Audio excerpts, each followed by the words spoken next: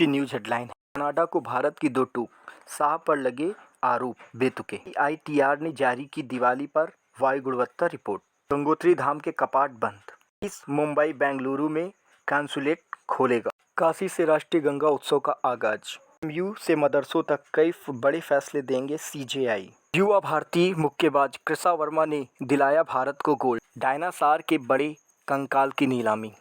Australia Singapore दौरे पर जयशंकर।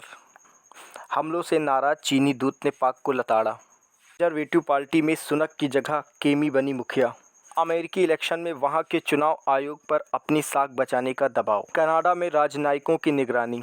अब बात करते हैं आज के प्रश्नों की। पहला प्रश्न, कनाडा के किस विदेश उपमंत्री ने अपने यहाँ अलगाववादियों के खिलाफ हिंसा में भारत के गृह मंत्री का नाम लिया था? आंसर है डेविस मॉरिसन, ट्रूडो या मेलानी जोली। इसका सही आंसर है डेविस मॉरिसन।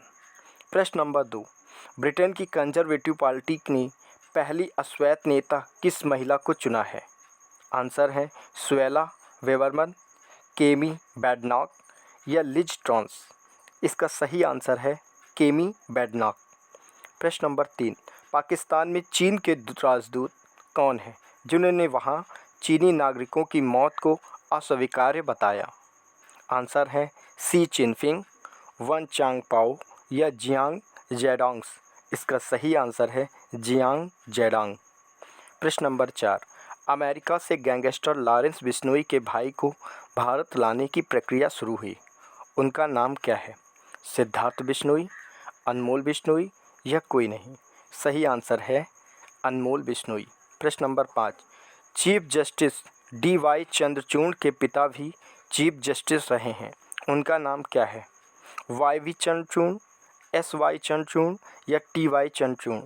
इसका सही आंसर है वाई.वी. चंद्रचूड़। अब बात करते हैं करंट इवेंट की। काशी से राष्ट्रीय गंगा उत्सव का आगाज। गंगा के संरक्षण और प्रदूषण मुक्त करने के लिए नमामि गंगे की ओर से 4 नवंबर को पूरे देश में आयोजित होने वाले राष्ट्रीय गंगा उत्सव का आगाज शनिवार को काशी नगरी में हुआ। नमामि गंगे काशी क्षेत्र के संयोजक राजेश शुक्ला के संयोजन में स्थानीय नागरिकों के साथ ग्रीस से आए विदेशी पर्यटकों ने भी राष्ट्रध्वज लेकर गंगा नदी की स्वच्छता की ओर कदम बढ़ाने की अपील की। अब बात करते हैं नोट पॉइंट की। नमामि गंगे योजना। नमामि गंगे योजना की शुरुआत 2014 में हुई थी, जब प्रधानमंत्री नरेंद्र मोदी जी ने गंगा नदी की सफाई और संरक्षण के लिए ये महत्वाकांक्षी परियोजना शुरू की थी। इस योजना का उद्देश्य गंगा नदी को प्रदूषण से मुक्त करना और उसकी पवित्रता को बनाए रखना है।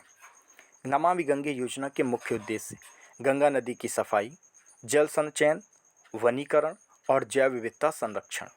इस योजना के लिए सरकार ने 20,000 करोड़ रुपए का बजट आवंटित किया है, जिसमें से अधिकांश राशि गंगा की सफाई और संरक्षण पर खर्च की जाएगी।